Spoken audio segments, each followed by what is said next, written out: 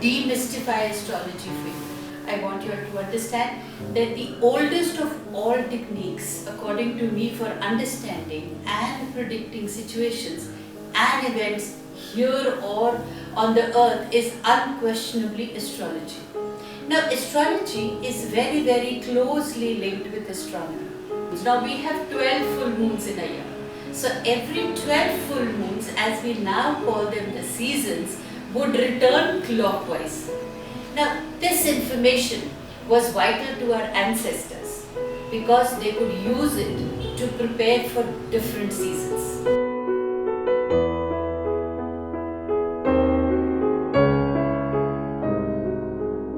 When I had started my astrological studies, or occultism as you would say, it became so fascinating and interesting for me because I had started right from the birth of how our ancestors utilized astrology and how they calibrated every sign and put individuals and the months that they were born.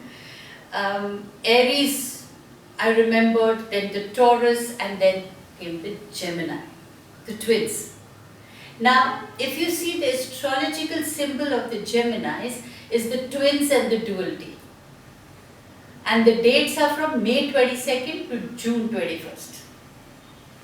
So they realized that people who were born between May 22 and June 21st, whom they put it under the Geminis.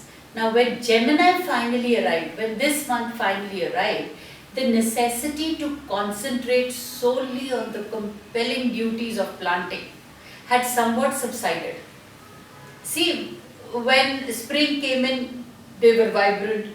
Then at Taurus, they realized that now the seasons are becoming warmer, we need to be more productive. So they planted their seeds.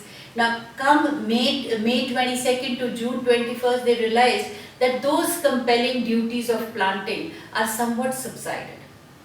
People were now able to catch up on the many other areas of their lives that had been put aside. Not only other areas of farm life, but quick short trips to visit with the neighbors, mix around with the relatives, mixing around with the friends. It was more possible because the work had been done. The joy of seeing familiar faces after a long winter overrode any petty disagreements of the past. It was a time for superficial conversation, exchanging family news and local gossip, as well as discussing techniques for farming, hunting, cooking, and living in general.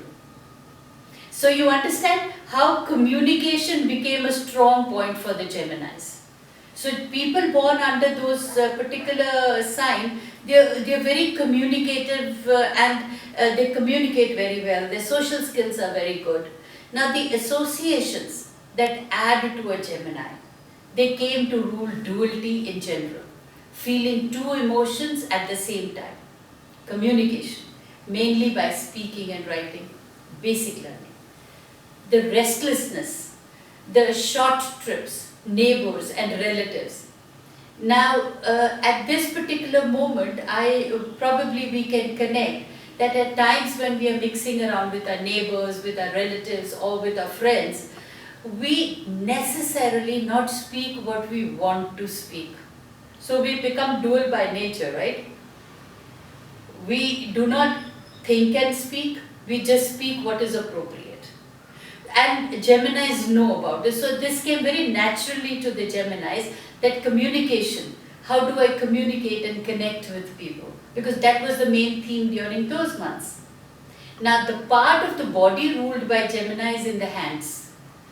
People born during the time of Gemini function best when doing two or more things at once.